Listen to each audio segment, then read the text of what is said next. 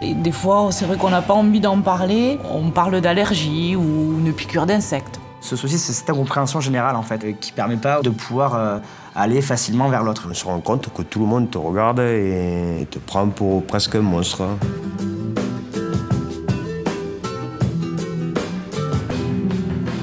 Moi, je souffre de psoriasis depuis l'âge de 10 ans. La première fois, mon psoriasis s'est manifesté au cuir chevelu. Au cours du temps, il était devenu intégral. Ça fait maintenant 10 ans que j'en ai. Je souffre de psoriasis en gouttes. J'ai des plaques un peu partout sur mon corps, les jambes surtout, un peu sur les poignets, sur les avant-bras, le pubis et le cuir chevelu. Tout le dos était tapissé.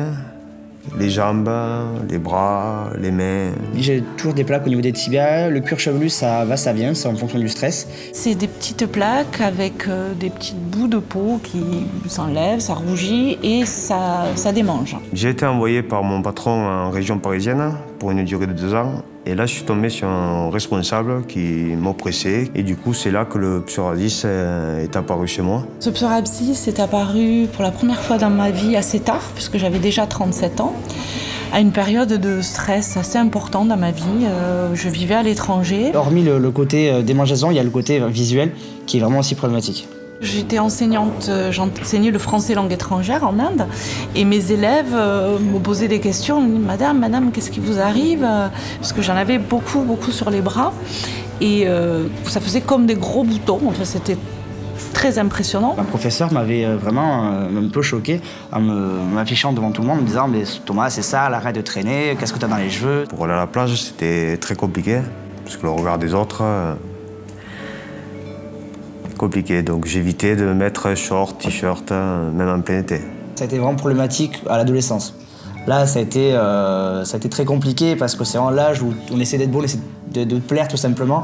Le psoriasis entraîne psychologiquement un malaise vis-à-vis des autres. Dans le métro, quand les gens vous toisent de haut en bas parce que juste on se démange, nous on sait que c'est rien. Ils ont naturellement un sentiment de rejet, de refoulement. Je n'ai pas trouvé de professionnel de santé qui me donne un traitement adéquat et je n'en ai pas trouvé non plus en pharmacie, à part des crèmes anti-démangeaison.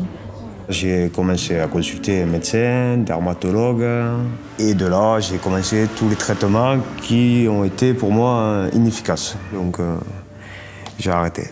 J'ai consulté un dermatologue sur le conseil de mes parents. Et après, j'ai aussi pris conseil auprès de mon pharmacien. Les résultats ont été un peu décevants, surtout par rapport à cette crème que le pharmacien crée lui-même. Le dermatologue m'avait dit qu'avec cette crème, tout allait partir en très peu de temps et finalement, il n'y a eu aucun résultat visible. Depuis, je n'ai pas revu de dermatologue. Alors dernièrement, j'ai utilisé comme une huile un produit très gras à base de cortisone et vitamine D.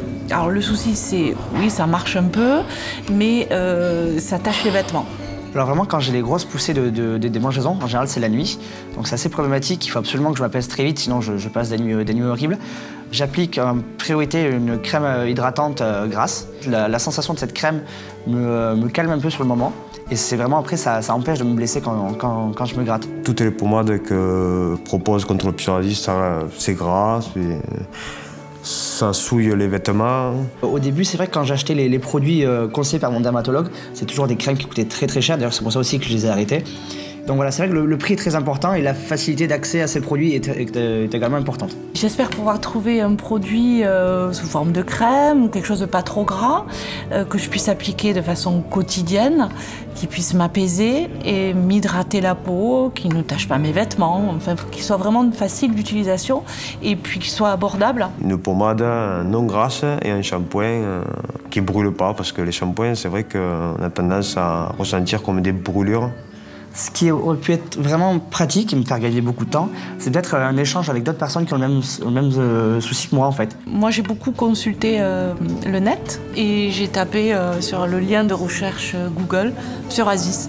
Alors c'est pas évident, on a un peu de tout, mais ça m'a permis de comprendre et de voir que j'étais pas la seule. Sur internet, moteur de recherche Google, et de là on voit de tout. J'ai pas vraiment de site particulier ou de pages internet qui, je savais que j'allais avoir toutes les informations, ça c'est sûr. Dès que je suis en position de stress ou que je réfléchis à une solution technique, j'avais tendance à me gratter. Et maintenant, j'ai laissé pousser la barbe.